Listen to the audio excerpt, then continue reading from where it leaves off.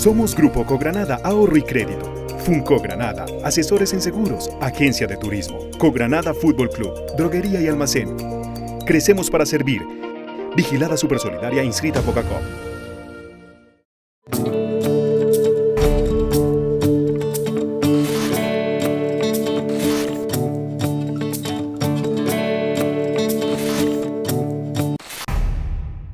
Bienvenidos y gracias por estar con nosotros. Recuerden que nos pueden ver a través de Punto de Vista, rdb.com y de todas nuestras redes sociales. Hablamos con la médica epidemióloga clínica Jessica Giraldo Castrillón. Ella es candidata a doctorado PhD de la Universidad CES. Es investigadora de esta universidad. Y conversamos con ella sobre el COVID-19, sobre cómo ve la situación en este momento. La situación no es la mejor. Primero porque los gobiernos han sido laxos en todas las medidas. Según estoy hablando sobre la base de lo que manifiesta una epidemióloga, una persona experta en pandemia. ¿Qué dice? Los gobiernos han sido laxos. Se ha demostrado el desamparo en que nos ha tenido todos los gobiernos, no desde este año, no, de las últimas décadas. La informalidad es lo que nos ha impactado bastante, porque cuando hay mucha informalidad, esa persona que vive del diario tiene que arriesgar su vida para salir a trabajar para garantizar su sustento económico, el propio y el de su familia. La cantidad de mentiras que circulan a través de redes sociales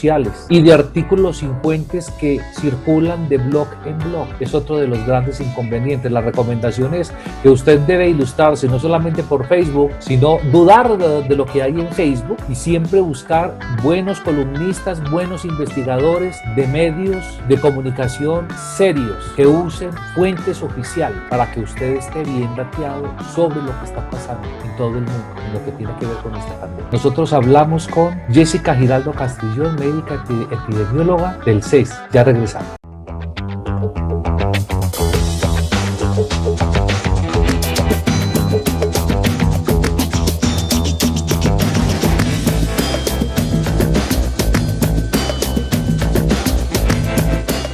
Y la invitada es la médica Jessica Giraldo Castrillón, a quien tuve la oportunidad de conocer en un Facebook Live con la Universidad CES, hablando de un tema muy importante y es de las unidades de cuidados intensivos, de las UCI, que hoy se convierten en un asunto fundamental para poder afrontar las personas que tienen la enfermedad del COVID-19.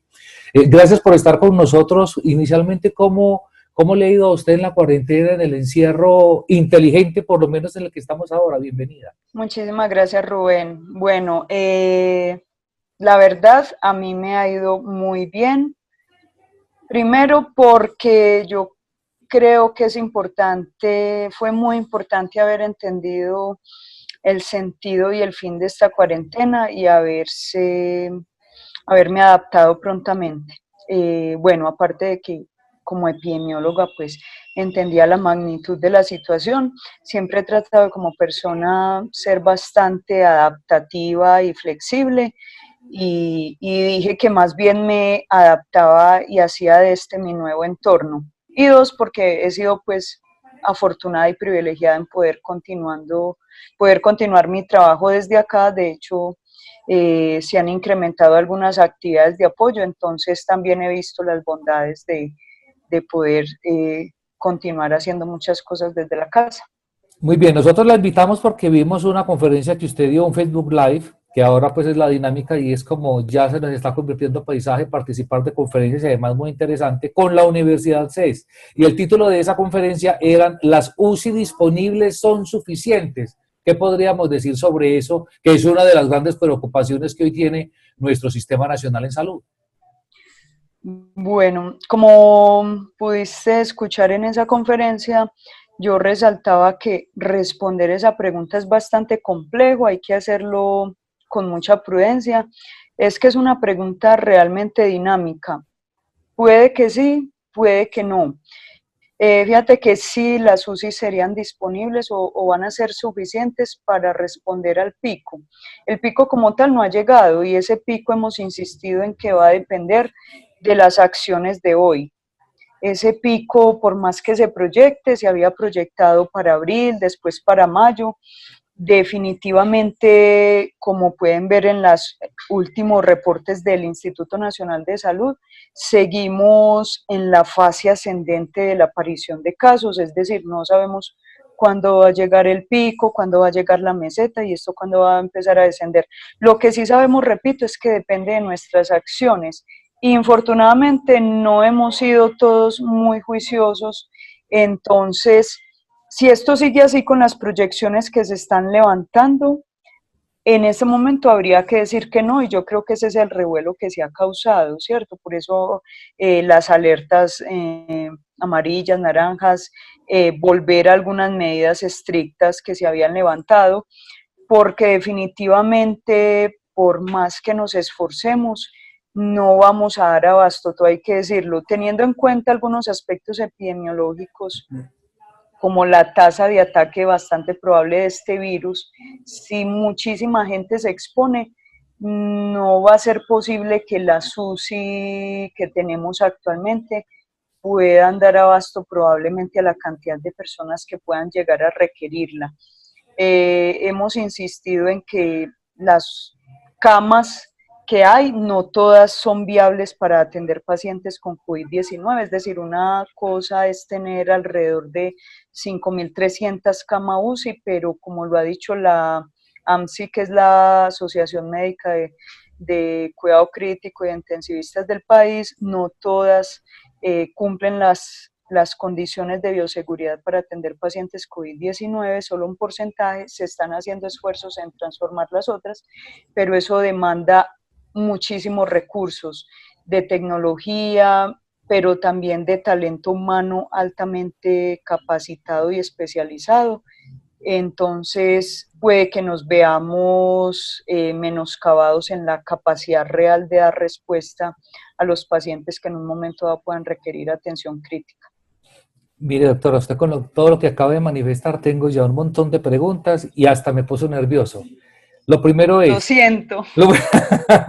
lo primero es, las medidas del gobierno hoy, porque vamos por partes, sobre ese primer envionazo que usted acaba de echar aquí, da para mucho y tenemos que ir despacio. Lo primero, las medidas del gobierno, entonces voy, local, departamental y nacional, ¿han servido o ya están un poco laxas, lo que puede disparar contagios? Sí, es que si vamos a ser bien estrictos, las medidas nunca han sido lo suficientemente estrictas, o sea, se han leído, se han percibido como estrictas, yo creo que más por un tema cultural y de imaginario colectivo, pero si nos comparamos con otros países, siempre que han salido las restricciones, han salido un montón de excepciones. Esas excepciones han permitido que muchas personas circulen, eso por un lado. Lo otro hay que reconocer, y ya que usted hace esa pregunta, hay un estudio muy interesante reciente que evalúa cómo la informalidad, la proporción de informalidad en las ciudades y en los países dificulta que las personas puedan cumplir con la cuarentena y que a medida que se aumenta la informalidad, porque es un tema no solamente de Colombia, es de toda Latinoamérica y nos podemos comparar por las diferencias con Europa, pero se ha visto que definitivamente la informalidad es un enorme obstáculo para cumplir la cuarentena y estas medidas. Entonces, los diferentes gobiernos, como mencionan, locales. Cuando usted, doctora, cuando usted habla de informalidades específicamente. Bueno, todos los empleos no formales, Ok, todos listo, los empleos que al desarrollo económico de cada territorio. Sí, a partir Okay. de la informalidad. Sabemos, se ha descrito que en Colombia una proporción importante de la población trabaja en la informalidad, es decir, no tienen un empleo formal, ¿cierto? Una empresa, unas prestaciones, una contratación que le brinde seguridad y estabilidad, eso genera mucha precariedad, son personas que viven del día a día y pues digamos que tienen ese dilema que enfrentar su propia situación vital y eso conlleva otras implicaciones que hacen muy difícil decirle a la gente quédese tranquilo en su casa. Pero ahí empieza la primera disyuntiva y es la salud versus economía. O sea, primero está ese asunto de la informalidad que la gente no se puede, o sea, no podemos morirnos de inanición, o sea, aliviados pero muertos de hambre, no, hay que trabajar, pero está lo del contagio. Ahora, Sí, los que tienen empleo formal de manera formal, es decir, usted, yo, los otros, los que estamos en la clase media, los que están en la clase alta, que son empresarios, pues de pronto tienen una facilidad, pero ya también están acabando el flujo de caja. O sea, correcto. ¿cómo mitiga uno entonces proteger la salud del individuo como inclusive como derecho constitucional y la necesidad de trabajar para poder generar y llevar el alimento a la casa? Esa es una pregunta también, yo creo que muy difícil porque toca con lo estructural. No soy pues experta en economía, sin embargo, yo me atrevo a decir, Lo, yo lo, lo, insisto en que ese yo sé, dilema, yo quiero, no me lo conteste desde la economía, yo quiero que sí, usted me lo conteste desde su área como médica, como sí, epidemióloga, epidemióloga, sí, correcto. porque los que están en el sector de la salud tienen un pensamiento muy distinto al que está pensando Arturo Calle o Acueros Vélez, que tienen nóminas Claro, por encima de los 7.000 millones de pesos. de acuerdo. Bueno, siendo estrictos y desde el punto de vista epidemiológico, yo creo que ha sido nefasto haber planteado eso como un dilema, o es la salud o es la vida, porque si no se come. Uh -huh. Fíjese lo nefasto que es trasladar lenguajes inadecuados, decir que el hambre es otra pandemia. Sí es una pandemia, existe, pero hace muchos años. Y con seguridad no ha matado ni matará tanta gente como está matando el COVID.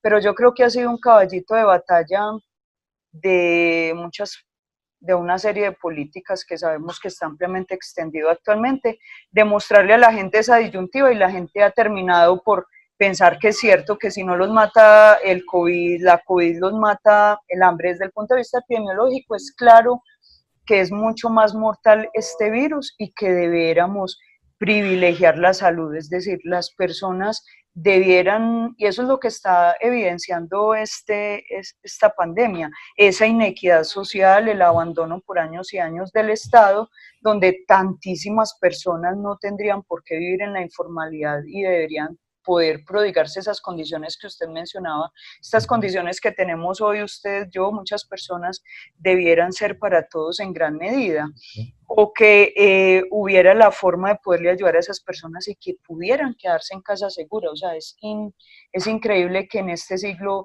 tenga gente que plantearse la disyuntiva entre la libertad, la seguridad y la supervivencia, porque tienen que salir a comer como si no hubiera otra manera. Desde el punto de vista epidemiológico, todo hay que decirlo, debería primar la salud y ese dilema no debiera plantearse. Y la salud pública hemos insistido en que debe primar por encima de la salud individual y que en la medida en que cuidemos la salud individual estamos cuidando la salud de los otros. Así que el hecho de que demasiadas personas tengan que exponerse eh, o tengan que verse abocados a asumir semejantes riesgos, pues es algo que debiera tocarnos como colectivo, porque nos afecta. Pienso que hasta ahí podríamos. Lo otro que de verdad asusta es que no hemos llegado al pico. O sea, estamos esperando el pico. Estamos Sí, esperando el brote más fuerte, el golpe más fuerte de la presencia y del contagio de esta epidemia tan tenaz. sí, Y yo veo y que no llega. no llega, no, pero por ejemplo en España ya se han presentado brotes, en Australia salió esta mañana que también ya tuvieron que hacer un cerco epidemiológico gigantesco, o sea, una cosa tenaz porque hay un brote nuevo. La situación aquí en nuestro país, Barranquilla está incontrolable, hay sectores de Bogotá que también es de preocuparse, y usted dice que todavía no hemos llegado al pico, por Dios. Entonces, ¿qué nos espera? Sí, infortunadamente, yo invito a la gente cuando estos datos les resulten pues escabrosos, asustadores, que sigan la página del Instituto Nacional de Salud donde se registran los casos diarios y pueden ver que al día de ayer, que es el último reporte que tenemos, pues todavía tenemos la fase ascendente de los casos. Es decir, cada día aparecen más y más casos y cuando vemos la gráfica realmente la pendiente se está incrementando, o sea, no solo hemos llegado al pico, sino que se está acelerando esa aparición de nuevos casos, y eso fue una de las cosas que quizás se quisieron con los modelamientos remarcar desde el principio. Por eso insistimos en que haber planteado ese dilema, o la salud o la economía, fue nefasto, porque fíjese que si nos hubiéramos aguantado tantito más con estas medidas tan drásticas, quizás hubiéramos llegado más rápido al pico, pero de manera segura. Es decir, muchos quisieron aplanar la famosa curva por cuenta de que la gente se expusiera más rápido y que llegara al pico más rápido, e infortunadamente salieron a relucir frases como pues que se enferme el que se tenga que enfermar, que se muera el que se tenga que morir, y aún así esa no es el comportamiento epidemiológico del virus. Fíjese que fue la estrategia que aplicaron países como Suecia, que sí, con la hipótesis de que se iba a generar prontamente una inmunidad de rebaño, y que, bueno, iban a quizás a perderse unas vidas de más, pero eso iba a servir al resto del país, y ya el director, el epidemiólogo de Suecia tuvo que salir o salió a pedir perdón porque reconoció que se habían perdido muchas más vidas, que eso era evitable y que tal inmunidad de grupo o de rebaño no está realmente surgiendo. Pero ha sido de ese tipo de cosas que tenemos los humanos, de creer que todo lo conocemos, que podemos predecir el comportamiento de fenómenos biológicos complejos porque hemos sobrevivido a anteriores, cuando hemos querido insistir en que este virus ha tenido un comportamiento diferente y que lo más seguro era actuar bajo el principio de precaución y mantener a las personas seguras. Y yo en algún momento lo dije, infortunadamente lo mal que lo hagamos y cada vez que privilegiemos la economía, hay un precio bastante caro que serán vidas humanas. Y yo creo que hoy lo estamos viendo. Les hablaba de la medida del exceso, no es algo subjetivo, hoy se habla del exceso de muertes y es algo que se puede medir. Usted con los comentarios que ha hecho, usted me da la oportunidad para hablar sobre esas teorías conspirativas que también las trató usted en la conferencia que dio con el CES. O sea, sí. Conspirar es una cosa como un denominador de esta circunstancia. Hombre, que no, que es que eso se lo inventaron yo no sé dónde, que eso es una pendejada, que tal cosa. ¿Qué decir sobre eso? Sí, infortunadamente, a ver, esta pandemia hemos insistido en que es una situación totalmente inédita para cualquiera de nosotros. Las pandemias anteriores realmente no las hemos vivido, y la más cercana quizás para algunas pocas personas que no creo ya muy ancianas, pues no tuvo esta magnitud y no llegaron realmente a estas latitudes. De modo que una situación mundial de este nivel suele generar mucha incertidumbre, miedo, desconcierto, y eso al ser humano lo descoloca. Estas teorías conspirativas siempre han existido. Existen teorías conspirativas en salud con respecto al autismo, pero en otros campos, el negacionismo, los terraplanistas. Eso no es más que la tendencia que tienen algunos seres humanos a vivir en la negación, ¿cierto? Evitando afrontar su realidad. Entonces, cuando la realidad que tengo al frente me resulta traumática, dolorosa, no la entiendo, pues me invento una más light, más chévere, más llevadera, más emocionante. Todas estas teorías conspirativas hacen parte de lo que hoy llamamos las noticias falsas y las posverdades.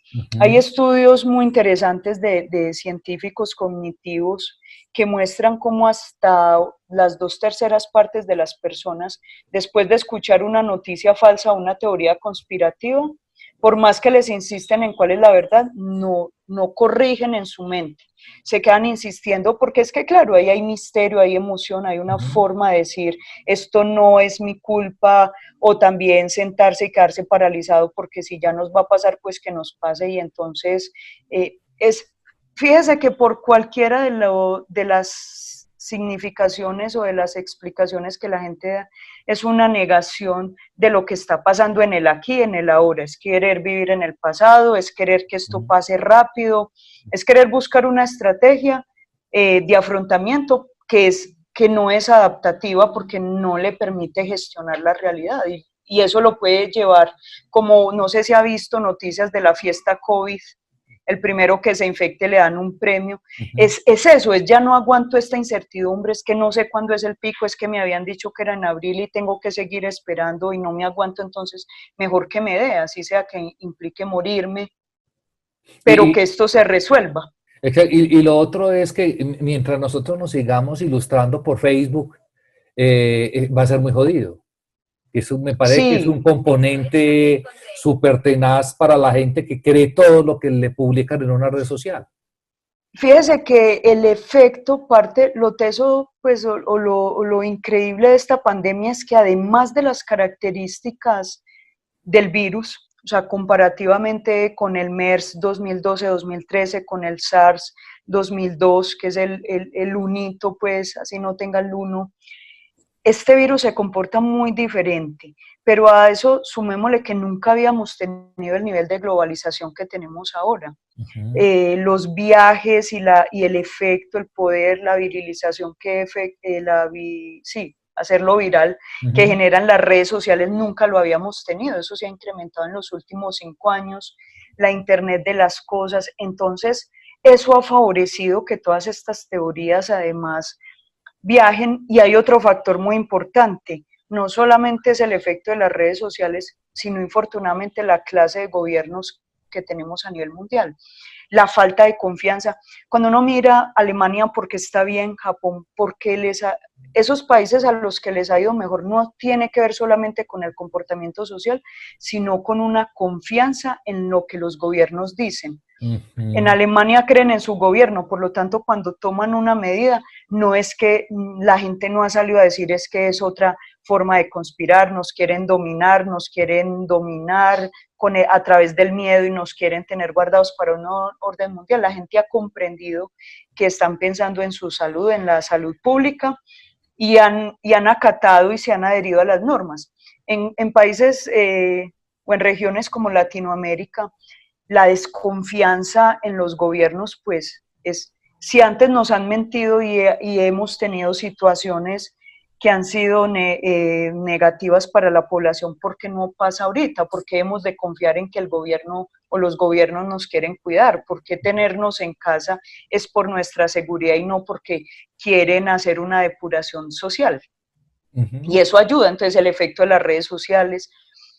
También las redes sociales ha hecho que el ciudadano promedio regular sea más perezoso. También veía los informes de unos estudios en algún medio científico que hasta el 60% de la gente solo lee el título de lo que ve en Facebook y en algunos blogs. No, No va a la fuente. pero es que le cuento una cosa que, por ejemplo, yo que estoy dedicado a ser bloguero, pues he trabajado en otros, otros medios, pero cuando usted escribe 2 cuartillas de más, la gente no termina. O sea, Exacto. hay que escribir corto para que la gente lea. Light. Exacto, muy cortico, muy cortico. Esa es una cosa. Infortunadamente de esto se nutren estos blogs poco o nada científicos y que lo que buscan es adeptos, entonces, fíjese, se los cuento porque un colega, pues estoy un poco anodada con eso, un colega médico me manda que esto era, que yo de qué andaba hablando, que esto era una conspiración, que el virus no existía, y me comparte un blog de bioenergética y espiritualidad donde dice que la OMS entonces lo que decía era, la OMS se ha tenido que retractar el distanciamiento social y la cuarentena sirve porque los asintomáticos no transmiten el virus. Yo ya conocía esto, la noticia me llegó el 8 de junio, hace un mes. Como la gente sabe que yo vivo censando todo lo que llega, me llegó la noticia de la OMS y dije, espere, yo la reviso. Por la tarde la OMS se estaba retractando de un comunicado erróneo que dio una de sus científicas, una de sus epidemiólogas, y tuvieron que decir que ella quiso decir otra cosa, que la evidencia sí ha mostrado que los asintomáticos transmiten, pero fíjese que esto es una fake news, una noticia falsa y una posverdad, porque en el blog se quedaron con la interpretación, en ninguna parte, pero nunca citaron la fuente oficial, fue una interpretación, pusieron una foto del presidente de la OMS, el doctor Tedros Adhanom, y lo mostraban en una foto tendenciosa, en una imagen poco común de las que él suele tener cuando hace comunicaciones oficiales, y todo eso crea un ambiente que muestra desconfianza, que los líderes que tenemos no son competentes, que están apuntándole o siendo, privilegiando otros intereses diferentes de la salud pública. Y eso me lo compartieron. Me lo compartió un colega médico, se lo digo, con posgrado, que ha vivido en Europa con un cargo importante. ¿Cuáles son entonces las fuentes a las que hay que creerles en este momento? Bueno, yo entiendo que para el público en general puede ser un poco difícil con tanta información discernir cuál es la información relevante y confiable. De todas maneras, hemos insistido en que las fuentes oficiales están haciendo esfuerzos, no son perfectas, no quiere decir que en algún momento la Organización Mundial de la Salud no haya podido cometer errores, pero están haciendo enormes esfuerzos por transmitir información confiable en el tiempo real o más cercano que les sea posible. Entonces, siempre tratar de corroborar con la Organización Mundial de la Salud, con EPS para Latinoamérica, qué nos dice el Instituto Nacional de Salud y el Ministerio. Repito, puede que no siempre toda la información sea completa, pueden haber dificultades en las fuentes, en la forma de reportar, pero hacen al menos, son los entes oficiales, o sea, es lo que contamos, quienes puedan buscar revistas científicas que sepan hacer las búsquedas, fíjense si en los blogs le dan la fuente, cuando un blog a usted no le da la fuente y le permite leer de primera mano, desconfíe. Trate de cerciorarse y ante la duda no comparta. Por ejemplo, eso lo han aprendido mis familiares y sobre todo mis hermanos me preguntan, Jessica, ¿puedes verificar esto? ¿Esto es verdad? También hay páginas, hay una que se escribe NOPES, que tratan de identificar fuentes no confiables o fake news. Entonces, este tipo de páginas pueden ayudar también en Google.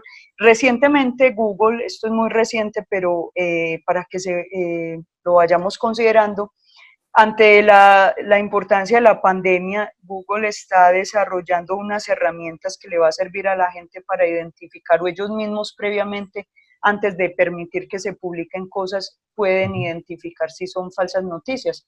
Pero tan fácil, ayer hice una búsqueda para ver qué tan fácil era para la gente, y usted busca lista de falsas noticias y ya muchas se las va identificando. OMS tiene una página de noticias falsas, de información falsa, y hay una en español que se llama sobre COVID-19. En fin, el que quiere buscar la verdad, pues puede ir contrastando diferentes fuentes y mirar cuál es la intencionalidad del autor con respecto al mensaje que emite. Yo estoy absolutamente convencido que este programa va a dar mucho de qué hablar con todo lo que usted ha dicho, y yo le voy a reportar todo lo que pase. Pero me parece muy importante porque siento como mucho profesionalismo en lo que usted ha manifestado, especialmente como en eso de dónde me nutro yo de información, por lo menos para tener un poquitico de certeza. Yo sé que esto ha sido muy novedoso para todos y nos cogió muy desprevenidos, pero hay que saberse informar. Mire, Jessica Giraldo, médica, epidemióloga, ¿qué va a pasar? ¿Cuál es la proyección que usted presiente con base en las decisiones que hemos tomado? O sea, ¿volveremos a un encierro obligatorio, por decirlo de alguna manera? Bueno, trato de ser prudente y siempre emito mensajes que no son para nada absolutistas, no es la verdad, esto puede variar, pero es previsible que se deba volver o que tengamos que volver a algún grado, no sé si en la misma medida, pero a algunos componentes de nuevas restricciones y de sí, revertir algunas medidas o algunas concesiones de flexibilización que se estaban haciendo. Eso nos lo irá diciendo el aumento de casos. Les contaba hoy que en qué me baso para dar ese mensaje. Uno, que desde el 1 de junio estamos notando, y eso también está reportado en el Instituto Nacional de Salud en el análisis del exceso de muertes que se pueden asociar a COVID, y desde el 1 al 7 de junio se ha notado una tendencia al incremento en el exceso de muertes, bien diferente a lo que percibe la gente, que no es tanta la letalidad. Segundo, ya la Organización Mundial de la Salud, su agencia la agencia de emergencias declaró que este virus será endémico, es decir, se quedará circulando, habitará entre nosotros. Otras proyecciones de universidades como Harvard, Johns Hopkins, que han estado muy juiciosos haciendo diferentes modelamientos, ya hablan de que este virus mínimo estará 2-3 años más. Entonces, y la OMS insistió en que para Latinoamérica iba a ser definitivo la manera y las medidas que tomáramos desde el principio para afrontar el virus. Así que, teniendo en cuenta que no es un secreto, las condiciones, la precariedad de los sistemas de salud en general de Latinoamérica, décadas de abandono y falta de gestión desde la salud pública, pues todo esto hace presuponer que son los factores que favorezcan a que la situación sea un poco más dura para nosotros. Por eso insisto en la importancia de que los ciudadanos nos autorregulemos y ayudemos a la solución. De nada nos sirve estar quejándonos del gobierno, de esas condiciones, o estar esperando a que nos pongan un policía en la esquina. O sea, es hora de que todos actuemos en el nivel y en la capa en que nos sea posible. O sea, la opción por lo que le entiendo es intentar no reventar el sistema nacional en salud. Con un brote, eso es lo primero. Y lo otro es quédese en casa, mi hermano, o sea, use el tapabocas, y si puede trabajar desde la casa, quédese en la casa, no de lora, no vayas a dar lora. Fíjate que en la conferencia compartí, y eso fue una publicación del 18 de junio del Instituto de Tecnologías de Massachusetts, donde hablaba la mayoría de herramientas y de políticas que podemos instaurar están en nuestras manos y son de bajo costo. El uso correcto de la mascarilla, el lavado correcto de manos, el no tocarnos el rostro, el distanciamiento social, las 3C de Japón, evitar los conglomerados, evitar los espacios cerrados, evitar los contactos cercanos. Pero es que no es cuesta mucho, todos los días vemos en las noticias cuántas fiestas intervenidas, o sea, generando riesgos, y la gente no toma conciencia de que el virus se transmite por medio, a través de personas asintomáticas. La gente no sale con un letrero: hola, estoy incubando el virus, hola, en unos días seré COVID positivo. Sí, entonces la gente, tenemos una dificultad en la percepción del riesgo, y eso nos está costando casos y vidas. Oiga, doctora, mil gracias. A mí me deja preocupado. Yo lo presentía, pero quería que una profesional precisamente del área de la salud, epidemióloga, que sabe de este asunto, que está dedicada a esto, pues lo ratifique, o sea, aportarse juicioso. Yo le agradezco mucho, y no va a ser la última vez que nos veamos, eso se lo aseguro. Le agradezco mucho, mil gracias. Con todo gusto. Cordial saludo. Es importante resaltar que quedan pocos días para la presentación de la declaración de renta. Tenemos que tener presente que en los próximos días hay que juntar todos los certificados que tengamos para efectos tributarios, como los de retención en la fuente, escrituras, pagarés y muchos otros documentos que son indispensables para la declaración de renta. Recuerdo que los topes para declarar este año son 154.215.000 en patrimonio, y adicionalmente el tope para ingresos es de 47.978.000. Es importante tener presente estos topes, que se hayan presentado ingresos y patrimonio durante el año 2019, y esa es la declaración que vamos a presentar ahora en el 2020. Hay muchos problemas de omisión y muchos contribuyentes dejan para después la presentación de estas declaraciones. Es importante que se tenga en cuenta que la omisión es muy costosa. Muchas veces, a pesar de que las declaraciones den un saldo a favor, estas declaraciones se deben presentar de forma cumplida, porque la presentación extemporánea muchas veces se consume el saldo a favor y da unas sanciones muy onerosas.